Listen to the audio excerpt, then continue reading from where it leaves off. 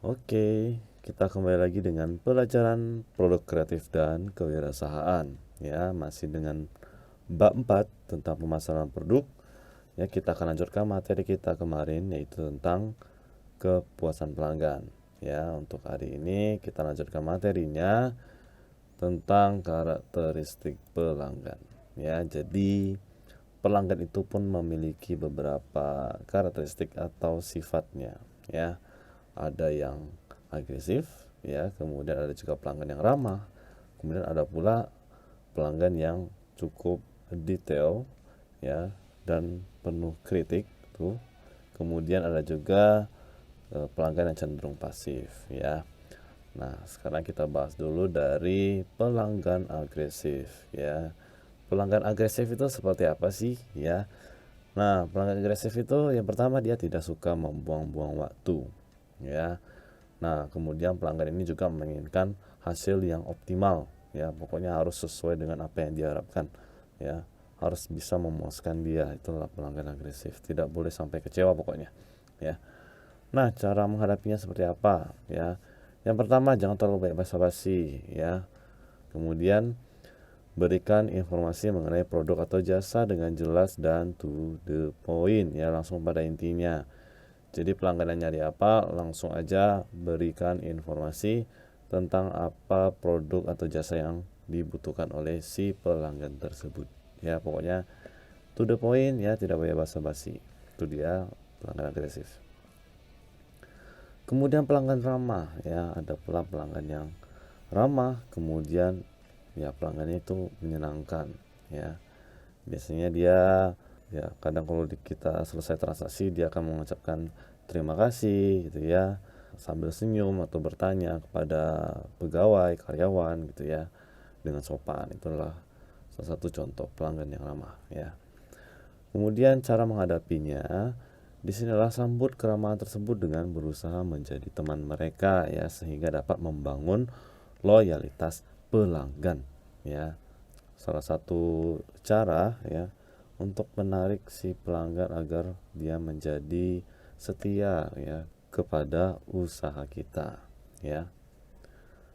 Nah, kemudian pelanggan detail dan kritikus, ya. Nah, ini nih yang agak ribet, ya. Nah, pelanggan detail dan kritikus itu yang pertama adalah dia sangat teliti, ya, sudah pasti karena dia memperhatikan detail, ya. Kemudian senang mengkritik produk atau jasa yang ditawarkan, ya. Nah, ini misalnya kita menjual sebuah produk laptop gitu, ya. Nah, kemudian pelanggannya ini bertanya dan kemudian mengkritik, ya. Wah, memori laptopnya kok cuma 4 GB ya? Ya, dengan harga segini harusnya bisa 16 GB ya. Itu mengkritik, ya. Jadi inilah salah satu eh, sifat, ya, atau karakteristik yang dimiliki oleh pelanggan, ya. Nah, kemudian cara menghadapinya seperti apa, ya? Kita bisa memberikan informasi secara lengkap dan terperinci sehingga dapat dimengerti oleh konsumen, ya. Ya, bilang saja kalau ini mereknya best sellernya gitu, ya, sangat sangat banyak diminati masyarakat, ya. Nah, jadi itulah yang membuat harganya cukup mahal misalnya. Oke. Nah, kemudian ada pula pelanggan pasif, ya. Nah, pelanggan pasif ini ya berlawanan lah dengan pelanggan yang agresif tadi, ya. Nah, kalau pelanggan pasif ini adalah pelanggan yang lebih cenderung diam, ya, dan dia itu sulit untuk tertarik pada sebuah penawaran.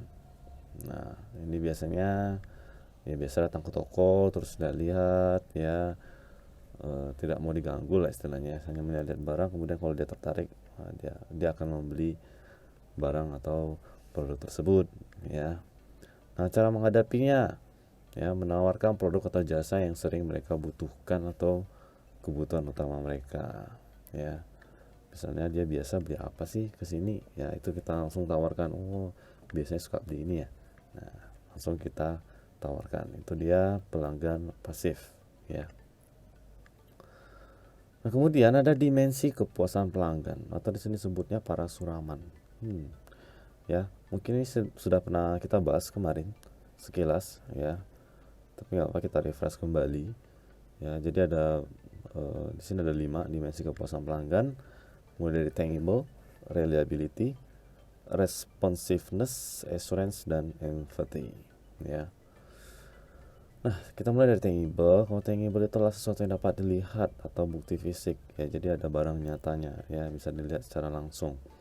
Nah, contohnya misalnya di sini adalah gedung atau ruangan, kemudian perlengkapan dan peralatan ya, itu tangible.